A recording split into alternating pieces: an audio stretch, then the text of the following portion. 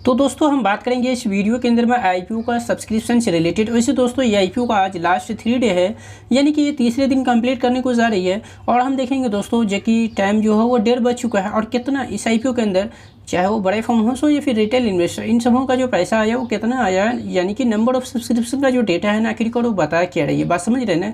उसके बाद दोस्तों देखेंगे आखिरकार जो जीएमपी है यानी कि ग्रे मार्केट, उसके अंदर गर्मी है या कि नहीं, आखिरकार इस आईपीओ में एप्लीकेशन देते भी है तो कितना प्रॉफिट एंड लॉस हो सकता है। वैसे तो दोस्तों ये आईपीओ हम कह सकते हैं जो ओपन हुआ था ना वो 27 जनवरी को, बात समझ रहे हैं ना, और 31 जनवरी यानी कि आज शाम 5 बजे तक ये ओपन रहेगा। और जो पैसा जुटानी चाहती है वो प्राइस जो रखे है कंपनी वो 14 रुपीज़, फेस वैल्यू 10 रुपये का है। बीएसई एसएमई के ऊपर ये लिस्ट होगा, 3000 का एक लॉट है।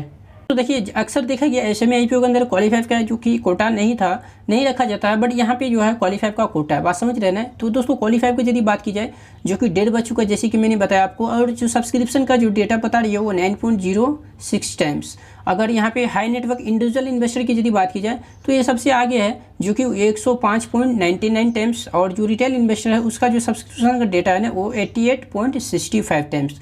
अगर ऑल ओवर टोटल सब्सक्रिप्शन की यदि बात की जाए तो जो डेटा है दोस्तों वो ठीक ठाक है, यानी कि 17.95 टाइम्स। तो लगभग हमको ऐसा लगता है ये शाम 5 बजे तक 100 टाइम्स ये आईपीओ सब्सक्रिप्शन हो सकता है, बात समझ रहे हैं ना।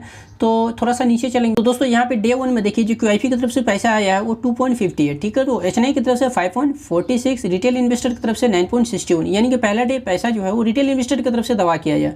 उसके बाद दूसरे डे की यदि बात की जाए तो यह है क्यूआईपी जो कि 4.26, और एचएनआई की तरफ से दबा के पैसा आया दूसरे दिन जो कि 16.32। रिटेल इन्वेस्टर की तरफ से भी काफ़ी अच्छा दबा किया है पैसा जो कि 43.70 टाइम्स।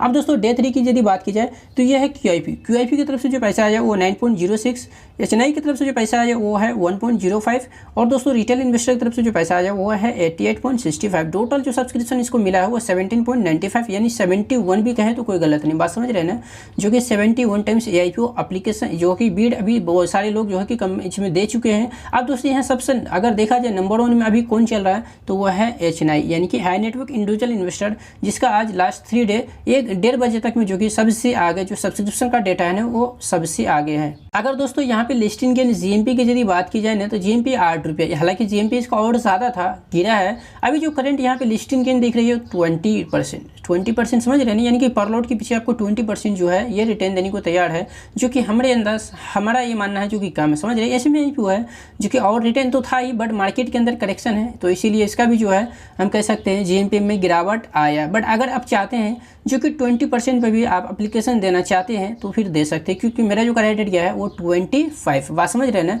तो हमको नहीं लगता है इसमें और ज़्यादा गिरावट आएगा। अब मार्केट का हालात अगर बहुत बुरी रही तो फिर गिर सकता है, वरना कंपनी का जो फाइनेंशियल है वो ठीक है, और बाकी नंबर ऑफ सब्सक्रिप्शन का जो डेटा है वो भी ठीक ठाक, बात समझ रहे हैं।